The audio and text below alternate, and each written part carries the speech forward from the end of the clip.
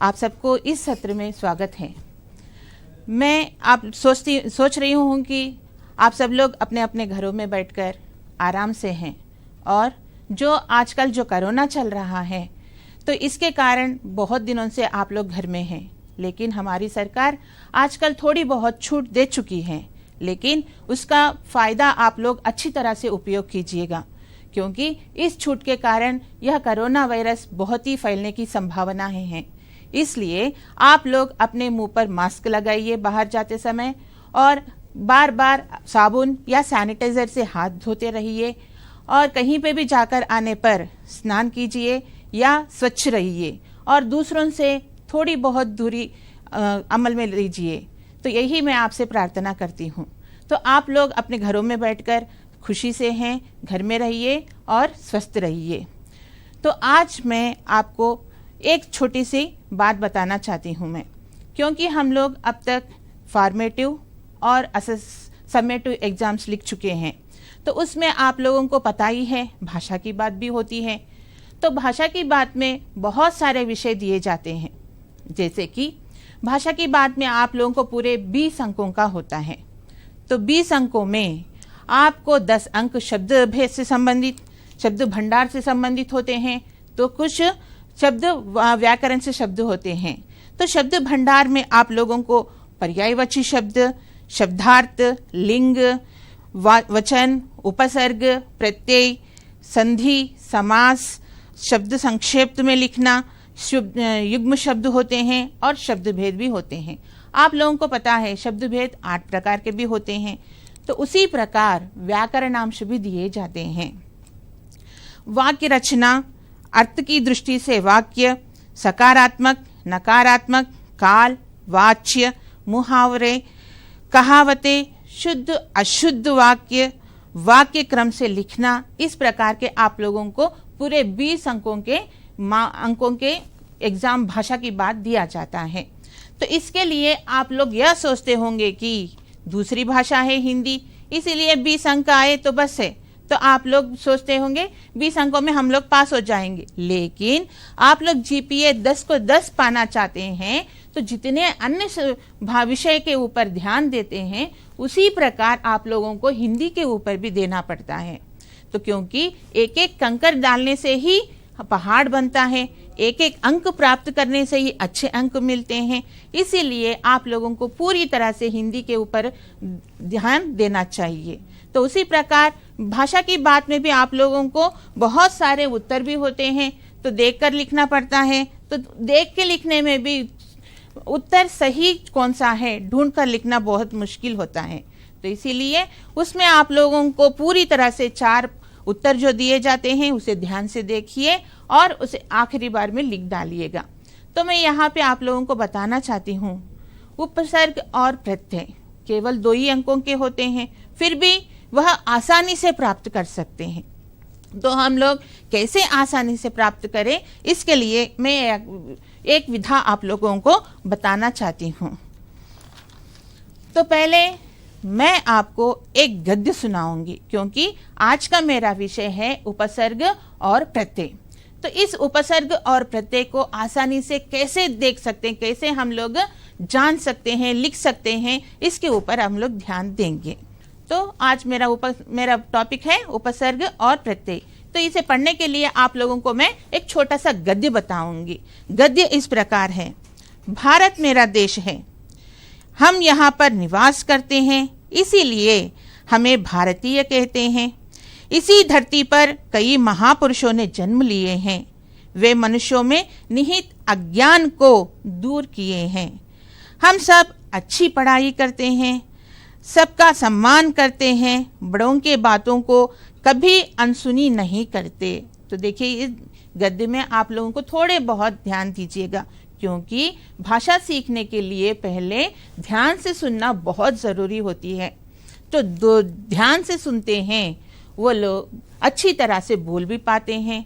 जो सुनना बोलना सीखते हैं वो पढ़ भी और लिख भी सकते हैं, क्योंकि भाषा सीखने के लिए 4 लिपियों जो कौशल चाहिए वह कौशल है सुनना, बोलना, पढ़ना और लिखना। तो ये पूरे कौशल आप लोगों को आ गए तो सोच लीजिए कि आप लोग हिंदी में माहिर हो चुके हैं। तो हिंदी सीखना बहुत आसान है क्योंकि हिंदी बहुत ही सरल भाषा है, बहुत मधुर भी है। तो इसलिए इसे सीखना बहुत ही ज़रूरी होता है क्योंकि पूरे भारत में भ्रमण करना हो या अंतर्राष्ट्रीय स्तर पर आप लोग बाहर जाना चाहते हैं तो हिंदी का उपयोग बहुत होता है। इसीलिए बच्चों, आवश्यकता ही अनुसंधान की जननी होती है। इसीलिए अपनी आवश्यकता के लिए या हम लोग आगे बढ़ने के लिए और कई स्थलों का भ्रमण करने के लिए और कई प्रकार के उद्योग पाने के लिए भी हमें हिंदी की आवश्यकता बहुत होती है। इसीलिए कृपा करके आप लोग हिंदी के ऊपर भी ध्यान दीजिएगा। तो मैं जो गद्य आप लोगों को सुनाई उसमें से जो मुख्य अंश है मैं आपको बताऊंगी। भारत, भारतीय, महापुरुषों, अज्ञान, पढ़ाई, सम्मान, अनसुनी। तो यहाँ पे देखिए, भारत एक देश का नाम है, संज्ञा है, और भारतीय जो भारत में निवास करते हैं वही भारतीय कहलाते हैं। तो महापुरुष, पढ़ाई और सम्मान, अनसुनी, इन शब्दों में दो दो शब्द मिले हुए दिखाई देते हैं। जैसे कि भारतीय है, समझिए भारत और ये मिला हुआ है, यानी भारत के पीछे यहाँ पर हम लोग शब्द को या शब्दांश को जोड़े हैं। और उसी प्रकार अज्ञान है, अज्ञान में हम लोग ज्ञान के सामने आ का उपयोग कर चुके हैं। तो यहाँ पे देखिए, भारत देश को ई लगाने से भारतीय बन गया, यानी उसका अर्थ में ही बदलाव आ चुका है। और ज्ञान को हम लोग आ लगाने से, सामने आ जोड़ने से अज्ञान बन गया, यहाँ पे विपरीत बन चुका है। उसी तरह से पढ़ बोलने वाला क्रिया होता है, पढ़ मूल शब्द होता है और क्रिया का धातु होता है। इसे हम लोग ई लगाए तो पढ़ाई बन गई, यानी उसमें अर्थ में भी बदलाव, विशेषता आ चुकी है। तो सम्मान, सम्मान मान यानी अभिमान होता है और उसे ठीक तरह से स लगाने से और सम्मान इज्जत बन जाती है।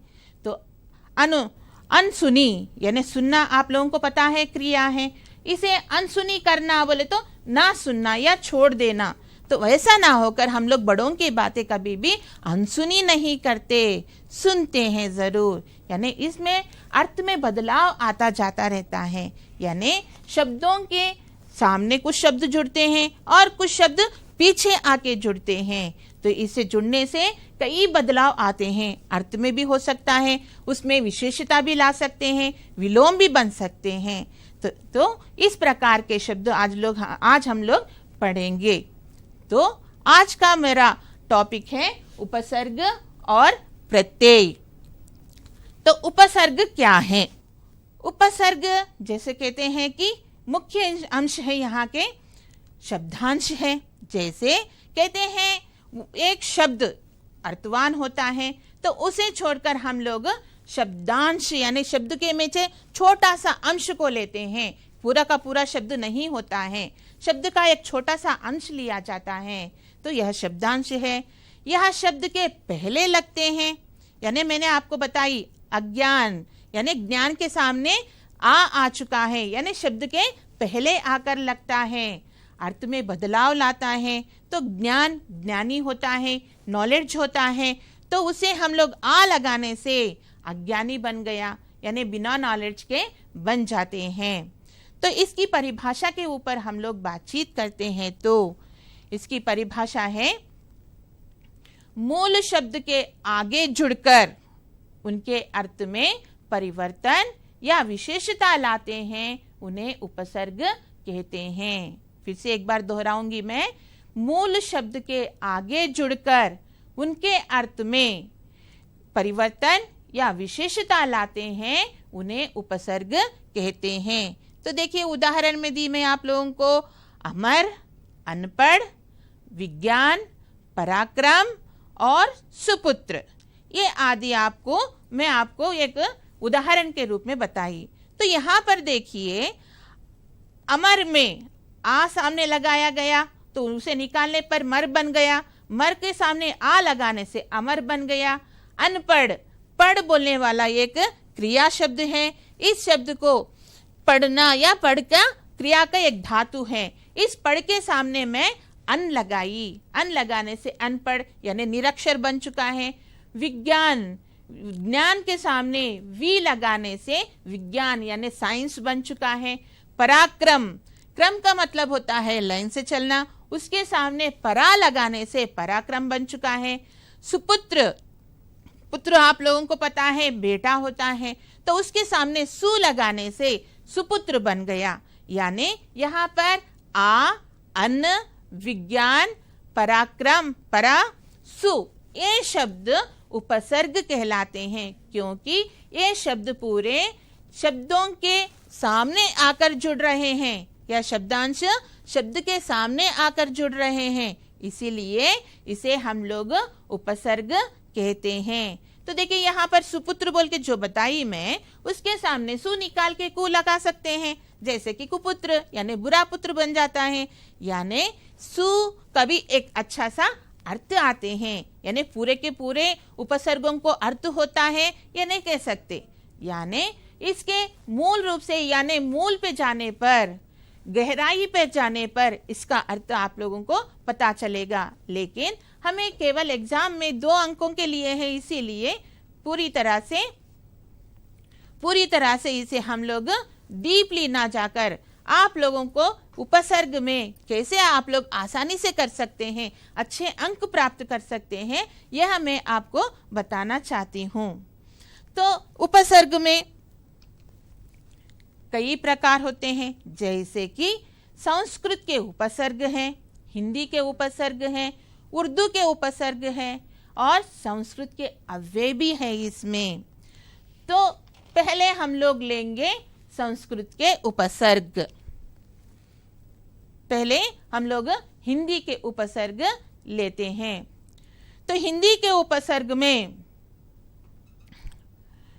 जो उपसर्ग हिंदी से लिए गए हैं उन्हें हिंदी के उपसर्ग कहते हैं। जो उपसर्ग हिंदी से लिए गए हैं, जैसे मैंने आपको बताई उपसर्ग यानी सामने आने वाले शब्द, जो सामने आने वाले शब्द हिंदी से लेते हैं हम लोग, उसे हम लोग हिंदी के उपसर्ग कहते हैं। जैसे अमर, अज्ञान, अवगुण, अवरोध, सबल, सपुत्र, सपूत, सुजान, सुगम, अधखिला, अधपका। यानी यहाँ पर अमर, अज्ञान में आ उपसर्ग लगता है, यानी उस उपसर्ग को निकालने पर मूल शब्द होता है मर और ज्ञान। अव यानी अवगुण, अवरोध, यानी यहाँ पर गुण मूल शब्द होता है, रोध भी मूल शब्द होता है, अव उपसर्ग कहलाता है।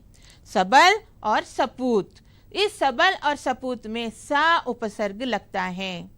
सुजान, सुगम, तो यहाँ पर सु उपसर्ग लगाया जाता है। अधकिला और अधपका, पका यानी खिला आप लोगों को पता है फूल खिलता है, और फल पका हुआ होता, जैसे आम है, पका हुआ आम और कच्चा आम बोल के बोलते हैं। तो आधा पका हुआ आम यानी अधपका, अधखिला, ऐसे आप लोगों को मीनिंग यानी उसके अर्थ में बदलाव आ रहे हैं। यहाँ पर खिलना और आधा सामने लगाने से अधखिला बन गया, पका पक जाना यानी उसके सामने अध लगाने से अधपका बन गया। तो इस तरह से हम लोग हिंदी के उपसर्गों के बारे में बातचीत कर सकते हैं। तो दूसरा है संस्कृत के उपसर्ग।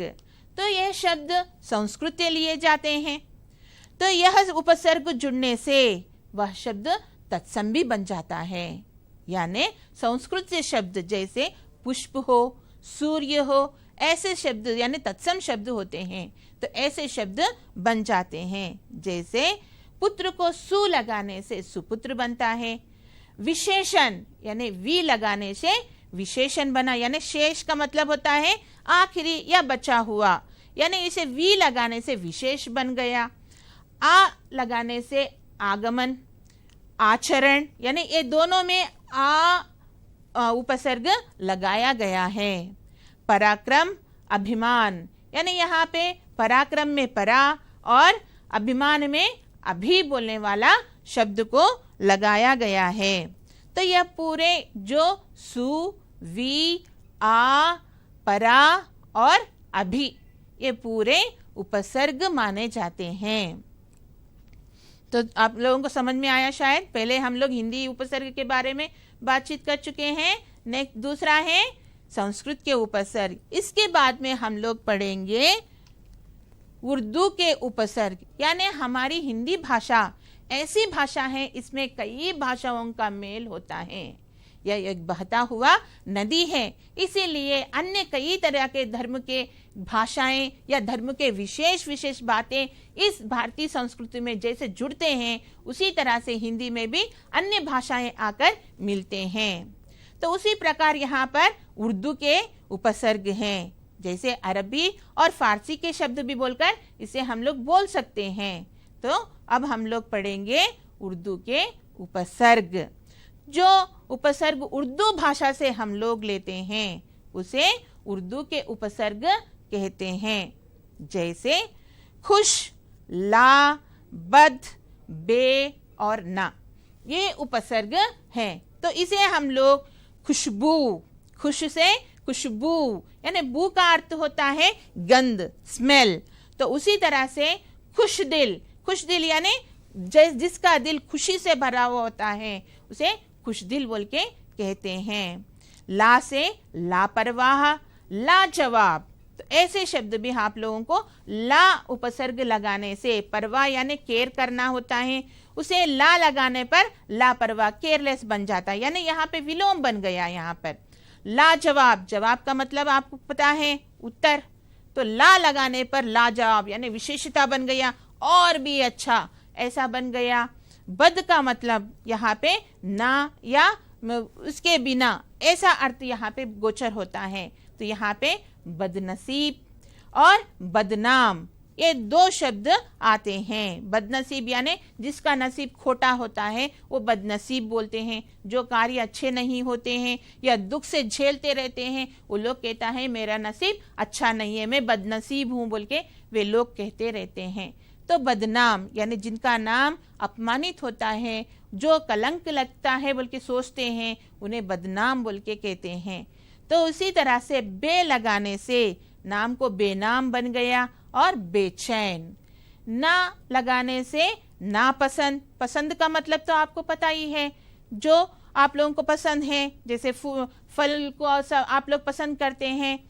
और उसी तरह से दान करना, उसी सामने हम लोग ना लगाने से नादान बन जाता है।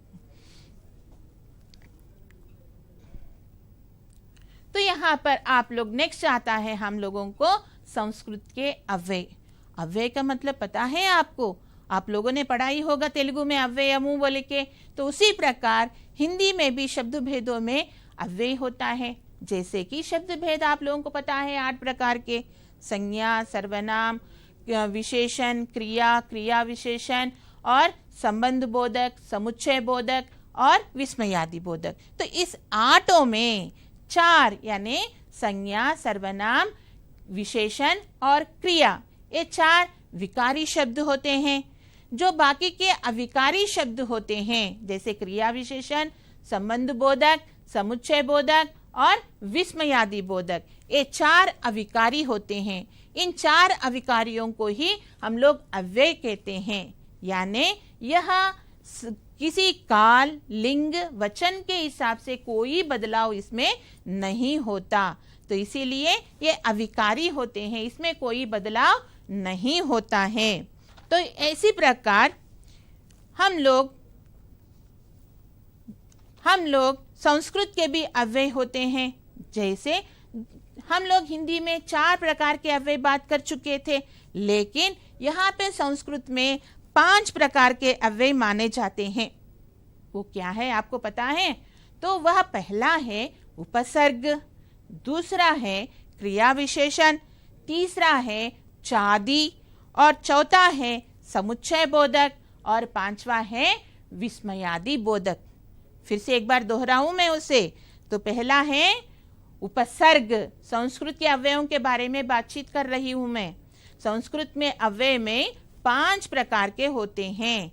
पहला उपसर्ग होता है, दूसरा होता है क्रिया विशेषण, तीसरा होता है चाँदी, और चौथा होता है समुच्चय बोधक, और पांचवा होता है विस्मयादि बोधक।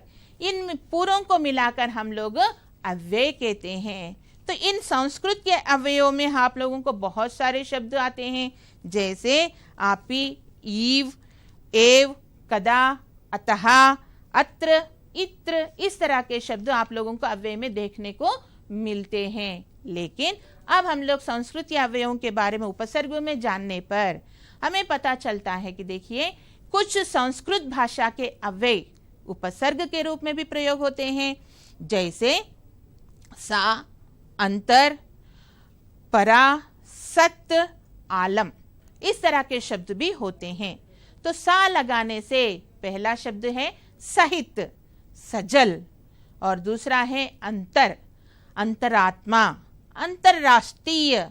परा लगाने से पुरातन, पुरा लगाने से पुरातन, पुरातत्व, सत, सत्कार, सज्जन, आलम लगाने से अलंकार, अलंकरण। तो देखिए यहाँ पर सा, अंतर, पुरा, सत, आलम, ये पूरे संस्कृत के शब्द हैं, यानी शब्दांश हैं। तो इसे लगाने से वो जो सहित बोलते हैं, हित यानी भलाई होता है, सहित यानी उसकी विशेषता बढ़ जाती है, और जल पानी होता है, सजल यानी स्वच्छ जल बन जाता है। इस तरह से उसके अर्थ में भी बदलाव आ जाता है।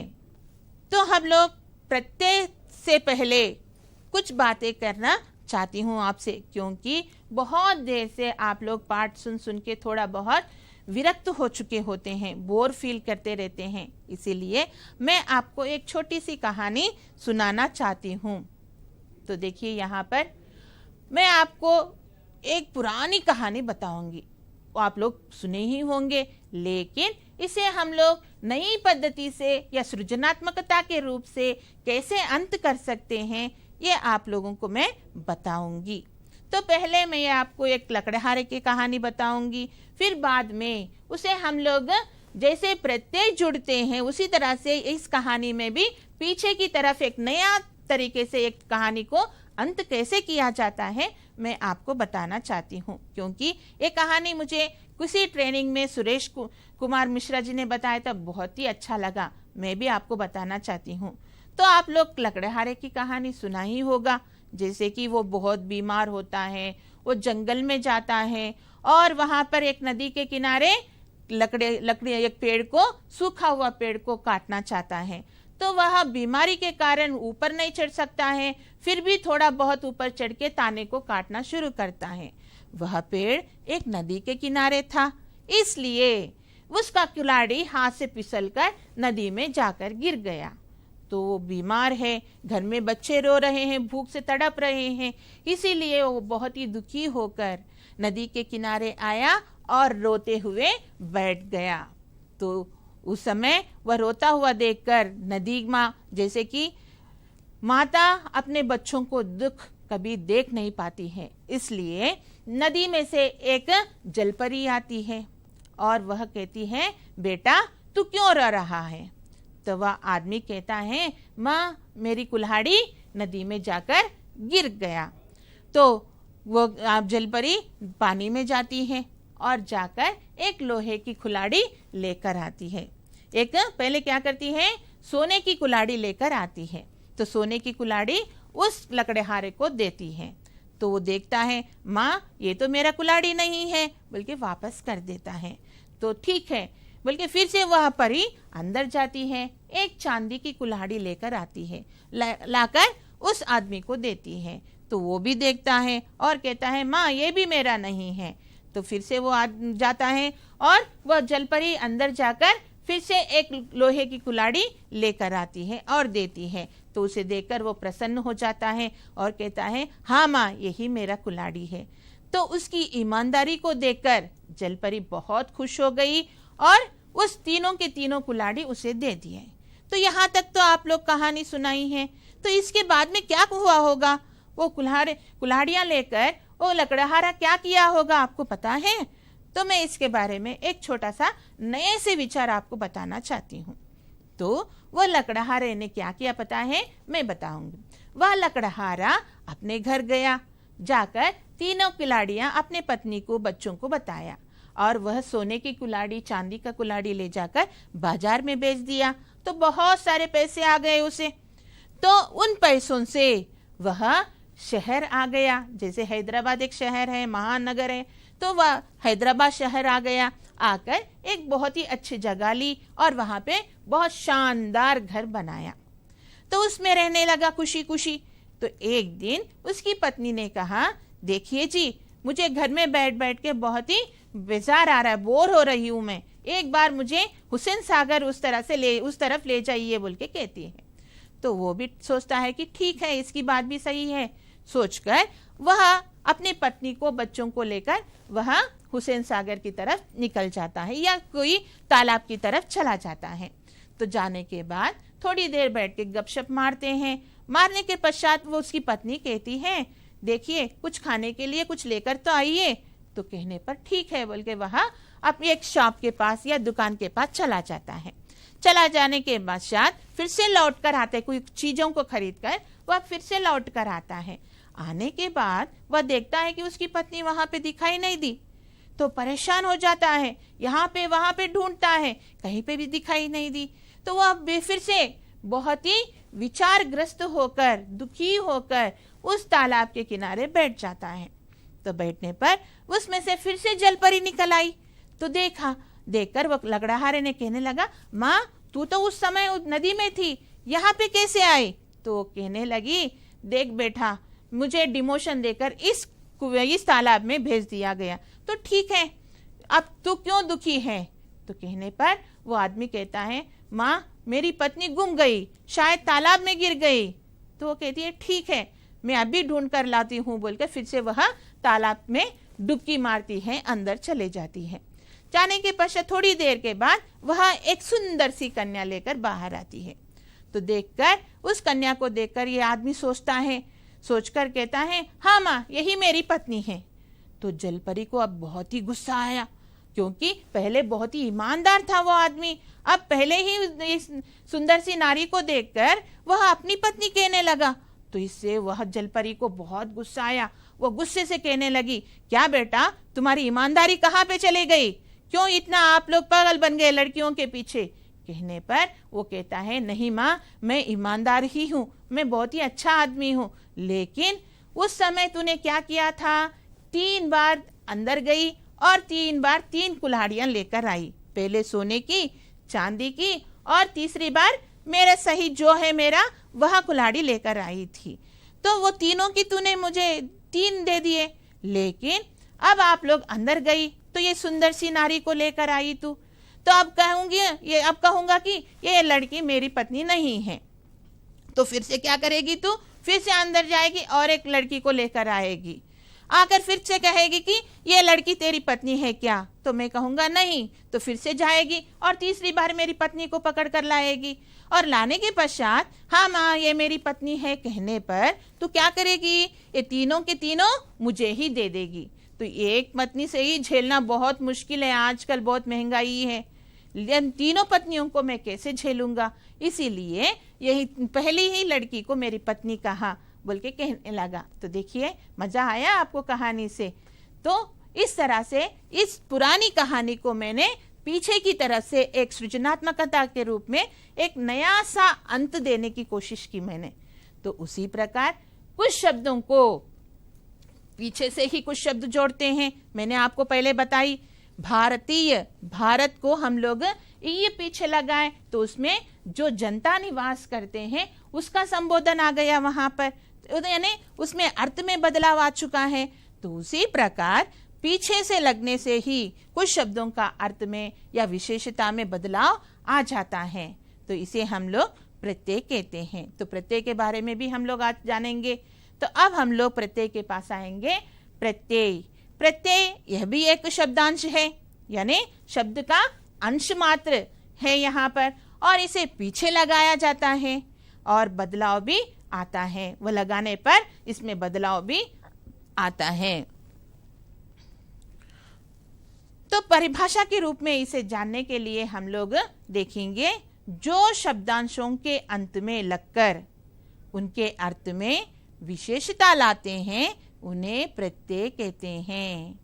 जो शब्दांशों के अंत में लगकर उनके अर्थ में विशेषता लाते हैं उन्हें प्रत्यय कहते हैं। यानी पता चला ना, यह शब्द पीछे ही लगते हैं, उपसर्ग आगे ही लगते हैं और प्रत्यय पीछे ही लगते हैं और अर्थ में बदलाव लाते हैं। जैसे सुंदर शब्द को मैंने ता पीछे लगाई, सुंदरता बन गया। ओढ़ यानी कोई भी चीज को हम लोग ऊपर से ओढ़ते हैं, चुन्नी ओढ़ते हैं, उसे हम लोग में ना लगाई, ओढ़ना बन गया। कला आर्ट होता है, उसे कार लगाई, कलाकार बन गया। यानी आर्ट से लेकर कलाकार डालने वाला बन गया। अकेलापन, अकेला सिंगल होता है, अकेलापन जो भाव होता है, महसूस करते हैं उसे हम लोग। तो यहाँ पर ता, ना, कार, पन ये पीछे लगाए हैं, तो इनसे उसका अर्थ में बहुत बदलाव आ चुका है। तो प्रत्यय के भी कई प्रकार हैं, जैसे मैंने उपसर्ग में बताई, उपसर्ग 4 प्रकार के बोले थी मैंने, तो उसी प्रकार प्रत्यय 2 प्रकार के माने जाते हैं। पहला है कृत प्रत्यय, दूसरा है तद्धित प्रत्यय। पहला है कृत प्रत्यय और दूसरा है तद्धित प्रत्यय। ये 2 प्रत्यय के प्रकार माने जाते हैं। तो पहले हम कृत प्रत्यय के बारे में जानकारी प्राप्त करेंगे। तो कृत प्रत्यय का परिभाषा है क्रिया या उसके धातु के अंत में प्रयोग होने वाले प्रत्ययों को कृत प्रत्यय कहते हैं। क्रिया या उसके धातु के अंत में प्रयोग होने वाले प्रत्ययों को कृत प्रत्यय कहते हैं। इनसे बनने वाले शब्दों को कृदांत भी कहते हैं।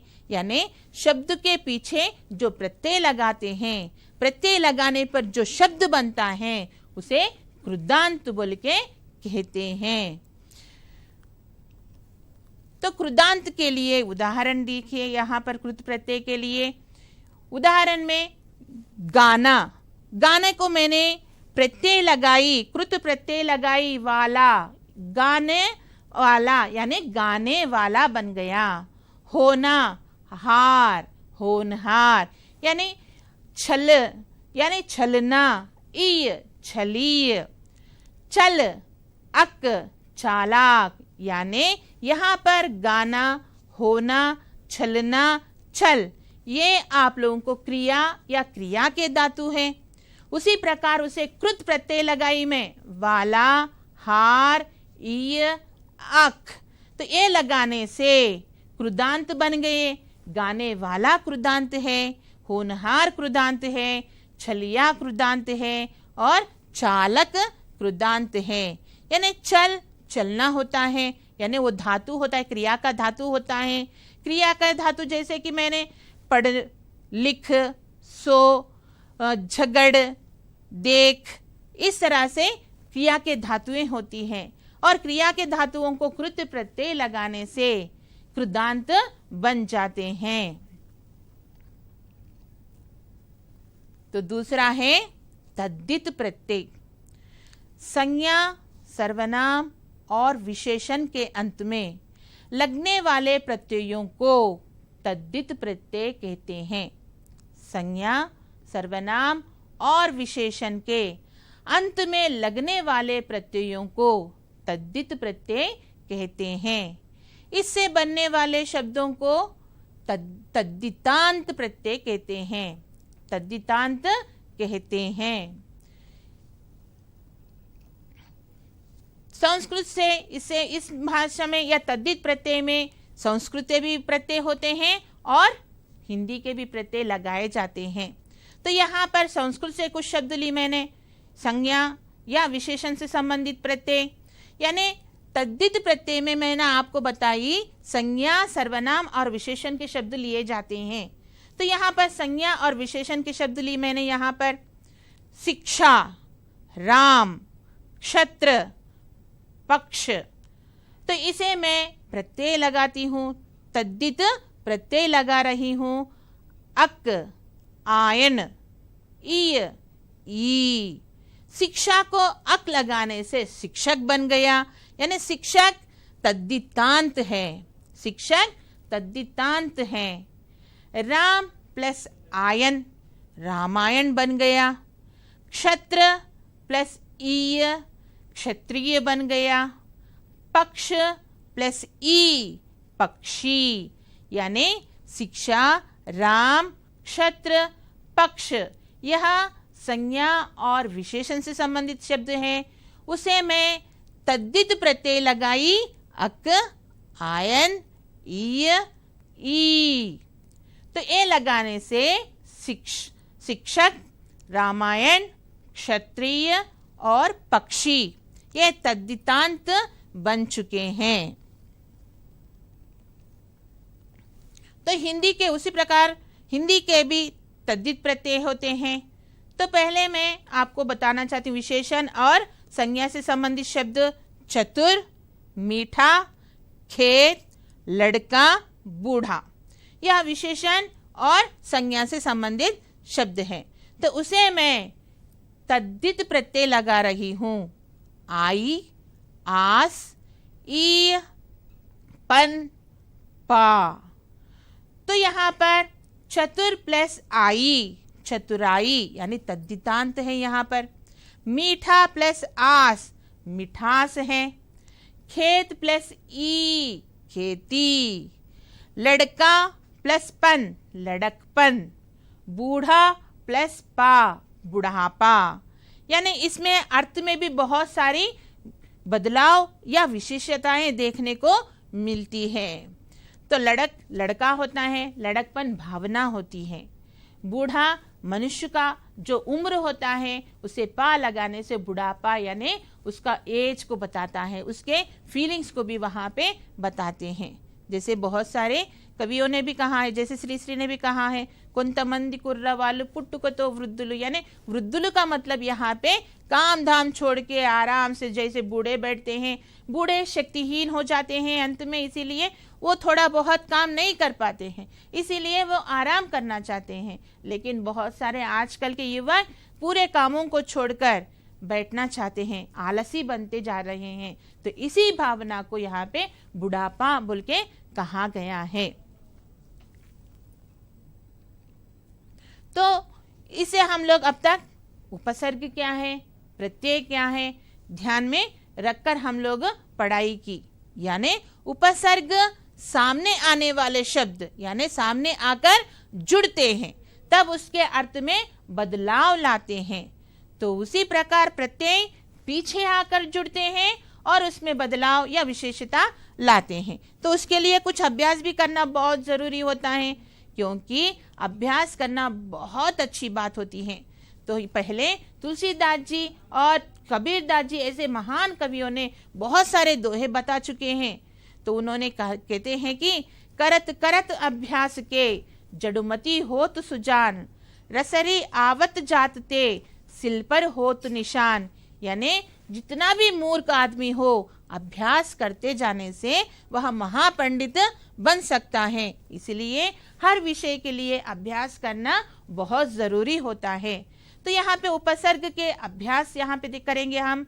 आ ज्ञान को लगाया गया है, और अ धर्म, आ भाव, आ हिंसा, आ काल, यानी आ ज्ञान को मिलाने से अज्ञान बन जाता है, आ धर्म के आगे लगाने से अधर्म बन जाता है, अ भाव के लगाने से अभाव बन जाता है, अ हिंसा के सामने लगाने से अहिंसा बनता है, अ काल के सामने लगाने से अकाल बनता है। यानी काल समय होता है, हिंसा जो दूसरों को दुख देना ऐसी भावना होती है।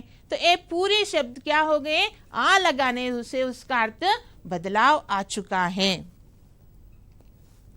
तो उसी प्रकार उप लगाने से, वन के सामने लगाने से उपवन बन गया। ग्रह के सामने उप लगाने से क्या बनता है, उपग्रह बनता है। कार के सामने उप लगाने से उपकार बनता है। मंत्री के सामने उप लगाने से उपकार बनता है। तो यहाँ पर मैं सम शब्द लगाना चाहती हूँ। युक्त, सम लगाने से समयुक्त बन गया। पूर्ण के सामने सम लगाने से संपूर्ण बन गया। मान के सामने सम लगाने से सम्मान बन गया। और बंद के सामने सम लगाने से संबंध बन गया। तो प्रत्यय के भी अभ्यास करेंगे। पहले करे सो उपसर्ग के थे, अब मैं प्रत्यय के बारे में भी बताऊंगी। लिख के बाद में आई लगाई समझिए तो लिखाई बन गई। पढ़ के पीछे आई लगाने से पढ़ाई बन गया। बुन के पीछे आई लगाई तो बुनाई बन गया। अच्छा के पीछे आई लगाने से अच्छाई बन गया। तो गुलाब ई लगाने से गुलाबी, बंगाल ई लगाने से बंगाली, पंजाब ई लगाने से पंजाबी, जंगल ई लगाने से जंगली बन जाता है। कला के पीछे कार लगाने से कलाकार, चित्र के पीछे कार लगाने से चित्रकार, पत्र के पीछे कार लगाने से पत्रकार, और साहित्य के बाद में कार लगाने से साहित्यकार बनता है। तो इसी से संबंधित मैं आपको कुछ चित्र भी दिखाना चाहती हूँ, उपसर्ग और प्रत्यय से संबंधित। तो देखिए टीएलएम ने मैं यहाँ पे बताई, मैं यहाँ पे पहले मैं उपसर्ग से संबंधित उसकी परिभाषा लिखी है। तो यहाँ पर मैंने लिखा है, देखिए, जो शब्दांशों के अंत में लगकर उनके अर्थ में विशेषता लाते हैं उन्हें प्रत्यय कहते हैं। यानी यह प्रत्यय से संबंधित टीएलएम यहाँ पे बता रही हूं मैं। तो यहाँ पर सुंदरता, ओढ़ना, कलाकार, बीमारी, अकेलापन, जो लाल शाही से लगे हुए शब्द हैं वह प्रत्यय कहलाते हैं। तो इससे संबंधित मैं आपको और एक यहाँ पे बताऊंगी। यहाँ पे कुछ चित्र लिखा है, मैं यहाँ पे लगाई, देखिए यहाँ पर।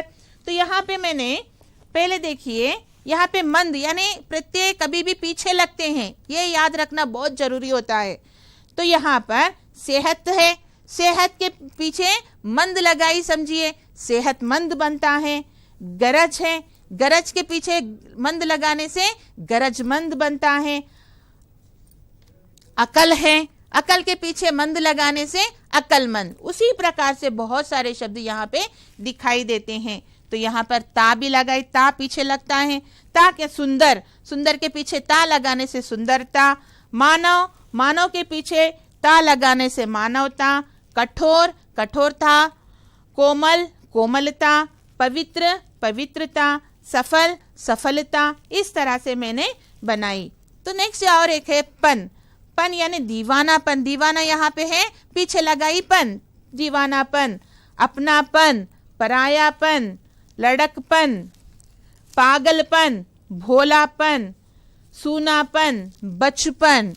तो इसी प्रकार यहाँ पर कार प्रत्यय लगा रही हूं मैं। कहानीकार, रचनाकार, शिल्पकार, संगीतकार, चित्रकार, कलाकार, इस तरह से कार शब्द लगाकर मैंने यहाँ पर बनाई। यानी पीछे लगने वाले ये जो कार, पन ऐसे शब्द होते हैं वह प्रत्यय कहलाते हैं। तो यहाँ पर और एक शब्द है उपसर्ग।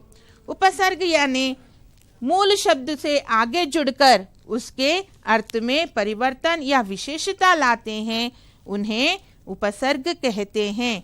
यहाँ पे अमर, अनपढ़, विज्ञान, पराक्रम, सुपुत्र, ये जो लाल शाही से लिखे गए हैं वह पूरे उपसर्ग कहलाते हैं। तो यहाँ पर देखिए और एक यहाँ पर मैं यहाँ पर उपसर्ग लगा रही हूँ, यानी स्थान शब्द के आगे यहाँ पे प्रा लगाई मैं तो प्रस्थान बना। सार के सामने प्रा लगाई, प्रसार बना। योग के सामने प्रा लगाई, प्रयोग बना। बल के सामने प्र लगाई, प्रबल। और यहाँ पर सु, सु के सामने पुत्र लगाए, सुपुत्र। सुदूर, सुकुमार, सुमन, सुजन, सुगंध, इस तरह से शब्द बनते हैं। तो इसी प्रकार यहाँ पर अ से बने अतिथि, असत्य, असफल, आ से बनते हैं। और उप लगाने से उपमंत्री, उपवन, उपसर्ग, उपचार, उपयोग आदि बनते हैं। तो बच्चों याद रखिए, सामने जुड़ने वाले शब्द उपसर्ग कहलाते हैं और पीछे जुड़ने वाले शब्द प्रत्यय कहलाते हैं। तो आखिर में आपको मैं गृह कार्य देना चाहती हूं। तो गृह कार्य यहाँ पे मैंने आपको भेद ही पूछी, उपसर्ग और प्रत्यय में क्या भेद होता है आपको पता है, उपसर्ग क्या है, प्रत्यय क्या है।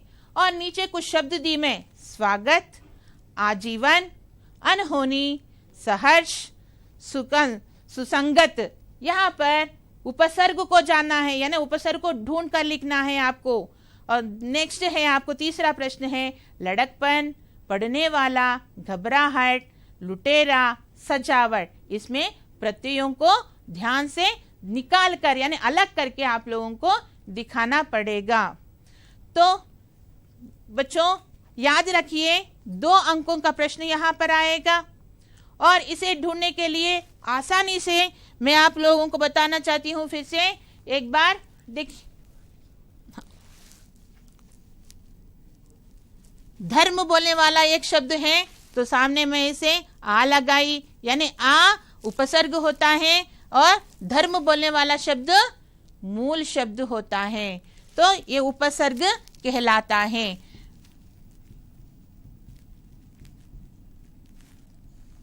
भारतीय में भारत मूल शब्द होता है, यह प्रत्यय होता है, यानी यहाँ पे जो मात्रा आया है, यहाँ पे वर्ण आया है, यह मात्रा के रूप में बदल जाता है।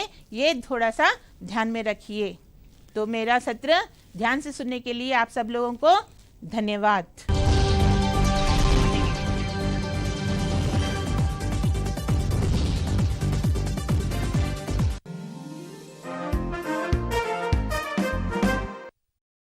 కరోనాపై అవగాహన పెంచుకోండి. ఒకటి, జలుబులన్నీ కూడా కరోనా కావు, జ్వరాలన్నీ కరోనా కావు.